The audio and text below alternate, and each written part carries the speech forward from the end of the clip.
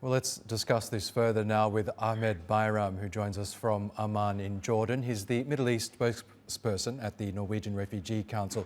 Really good to have you back with us, Ahmed. Can I ask you more about the challenges that Syria's new administration faces in rebuilding the country's education infrastructure? Because we know after decades of rule under the Assad regime, it's not just going to be a quick fix, is it? And we know that it is essential to bring kids back to school all over the country in order to bring a sense of normalcy after years of war. Explain to us, in your view, what the challenge is in terms of getting kids back to school at all levels. Of course, I mean, it's going to be a mountain of challenges, really, from damaged and destroyed infrastructure, as your reporter just described. Schools have been decimated, they have been torn apart. The physical status of these schools is in no way ready. Many of these schools nowhere ready to take children back. And there's, of course, these socio-economic ramifications of 14 years of conflict that still are still very much people feel in Syria. We are talking about expensive transport or unaffordable transport, if not expensive, even. Children who have been out of school, and there are millions of them, probably 2 to 3 million children who have been out of school. And of course, the situation for teachers, the shortage in teachers. Our assessments, NRC's assessments with other organizations in Aleppo and Damascus, just in the past period, have actually revealed, shocking facts that we probably always knew about.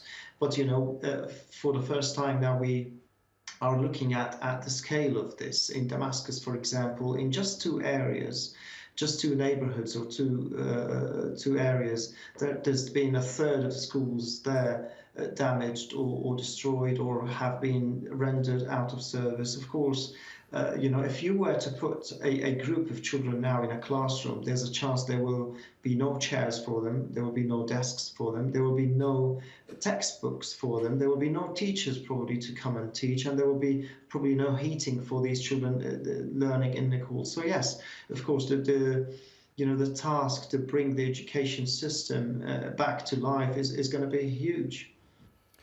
The new administration in Syria has been very open about appealing to the international community about helping the country to rebuild, including rebuilding its education system. But there has been some skepticism among some Western countries about lifting sanctions or even helping this new administration in rebuilding. What would your message be to them? Do you see that there should be no impediment to the international community in really helping Syria rebuild at this stage?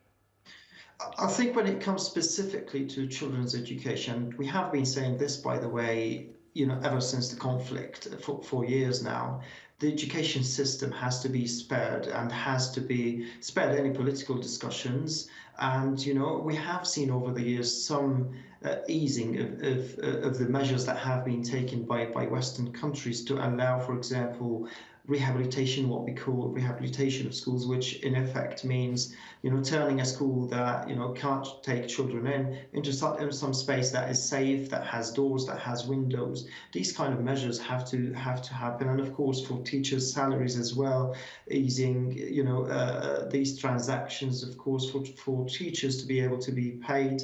Of course, preparing that infrastructure is important, but we have been saying this.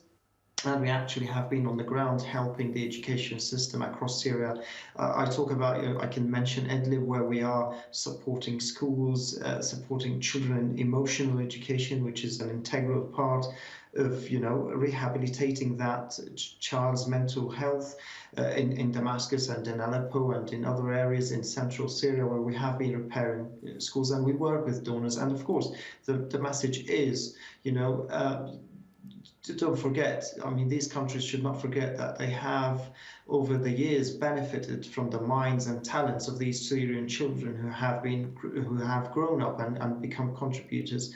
They have to give something back now, and they have to stand up and they have to stand by these children and support their education. It's a benefit for the entire world, really, to see the children of not obviously just Syria, but the entire region go back to school and become, children again, really. Okay, Ahmed Bayram, we will have to leave it there, but it's always really good to get your thoughts. Thank you again for joining us. Thank you.